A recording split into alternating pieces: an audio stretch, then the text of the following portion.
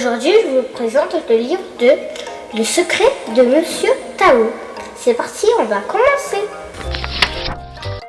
Aujourd'hui, c'est mercredi et Léo voudrait bien rester sous la couette, mais sa sœur Alice vient le réveiller. « Lève-toi Léo, il y a un truc bizarre dans le jardin du voisin. » Le garçon saute de son lit et suit la fillette. Alice pointe du doigt des herbes géantes dans le jardin de Monsieur Tao. « Elles ont poussé cette nuit ?» dit la fillette. Léo n'en croit pas ses yeux et demande « Tu crois que ce sont des herbes magiques ?»« Sûrement !» répond Alice. « Chut ! Voilà le voisin. Il coupe des herbes et les met dans un panier. »« Qu'est-ce qu'il va faire ?» chuchote Léo. « Suivons-le, dit Alice. »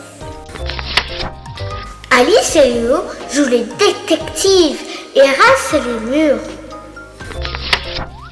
Monsieur Tao entre dans le zoo.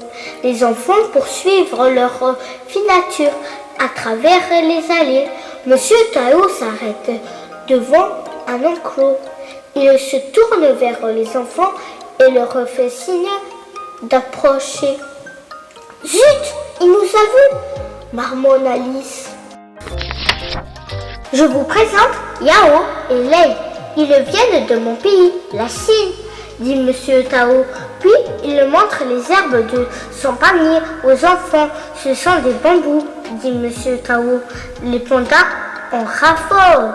Ce ne sont pas des herbes magiques, demande Léo déçu.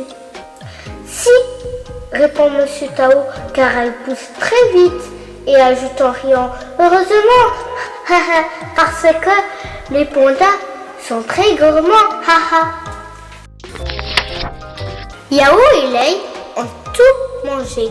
Il est temps de rentrer sur le chemin du retour. Monsieur Tao félicite les enfants.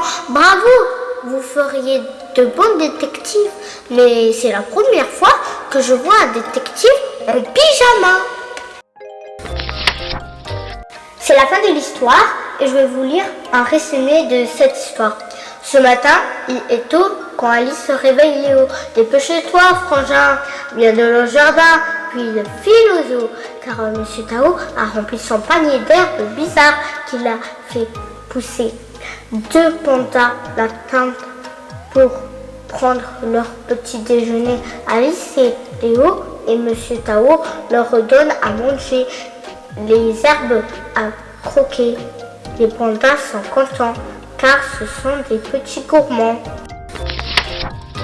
On a terminé cette histoire et là, je vais vous lire la 4e couverture de page. Il se passe des choses étranges dans le jardin de Monsieur Tao. Le voisin d'Alice et Léo, de grandes herbes magiques ont poussé dans la nuit. Les deux enfants mènent l'enquête. Que peut bien cacher Monsieur Tao? On a terminé cette histoire. J'espère que vous avez aimé cette histoire. À bientôt les amis.